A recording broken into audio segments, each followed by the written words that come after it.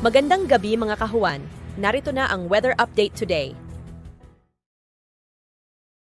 Patuloy pa rin umiiral ang southwest monsoon o habagat sa may kanlurang bahagi ng Southern Luzon, Visayas at Mindanao. Ito yung magdadala ngayong gabi ng mga kalat-kalat na mga pag-ulan, mga pagkidlat at pagkulog, partikular na dito sa bahagi ng Mimaropa, Western Visayas, Negros Island Region, Zamboanga Peninsula, pati na rin sa Basilan, Sulu at Tawi-Tawi. Doble ingat po sa ating mga kababayan dyan sa banta ng pagbaha at mga pagguho ng lupa.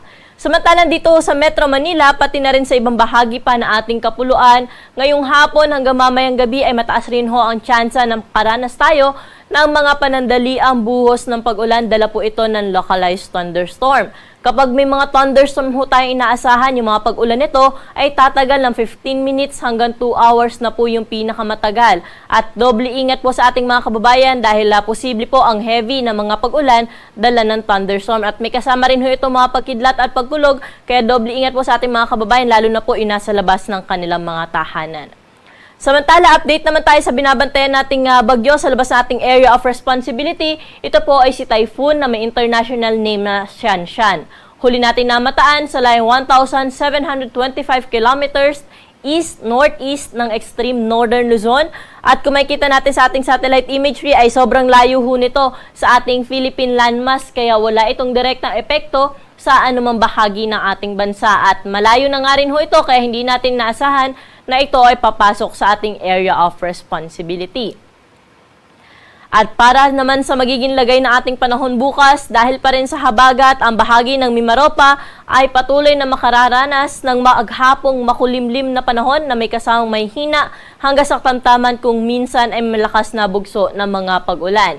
Samantalang dito naman ho sa atin sa Metro Manila, pati na rin sa nalalabing bahagi pa ng Luzon, generally, fair weather condition po yung ating umaga hanggang tanghali, pero pagsapit ng hapon at gabi ay mataas pa rin po ang tsansa na makaranas tayo ng mga panandaliang buhos ng pag-ulan dala ng localized thunderstorm. Temperatura po natin dito sa Metro Manila bukas, 26 to 33 degrees, Baguio City 18 to 24 degrees, samantalang sa Lawag 24 hanggang 33 degrees Celsius yung agwat ng temperatura. Mainit naman sa bahagi ng Tuguegarao, aabot sa 35 degrees ang maximum temperature, 33 degrees sa bahagi ng Legazpi City at sa Tagaytay, 23 hanggang 31 degrees ang agwat ng temperatura. Sa bahagi naman po ng Puerto Princesa at Calayan Islands, 26 to 32 degrees ang agwat ng temperatura bukas. Sa mga kababayan naman ho natin sa Visayas at Mindanao, partikular na dito sa may Western Visayas, Negros Island Region, Zamboanga Peninsula, Basilan, Sulu at Tawi-Tawi ay pinag-iingat pa rin ho natin sila dahil sa habagat, makakaranas pa rin po sila ng mga pag-ulan. At doble ingat lalo na sa mga kababayan natin na nakatira po sa mga low-lying areas at sa bulubunduking lugar. Samantala sa nalalabing bahagi ng Kabisayaan at ng Mindanao, makikita po natin ay fair weather condition naman yung inaasahan. No? Ibig sabihin nito, maaliwalas po yung kanilang panahon na inaasahan lalo na sa umaga hanggang tanghali. Pero sa hapon at gabi, mataas ho ang tsansa na makaranas din sila ng mga isolated rain showers dala ng localized thunderstorm. Temperatura po natin bukas sa Metro Cebu ay mula 25 to 32 degrees, sa Iloilo at sa Tacloban 26 to 32 degrees Celsius. 25 to 32 degrees din ay inaasahan natin sa may bahagi ng Cagayan de Oro at ganun din sa may Zamboanga City. Samantala sa Metro Davao, 26 to 33 degrees Celsius yung agwat ng temperatura.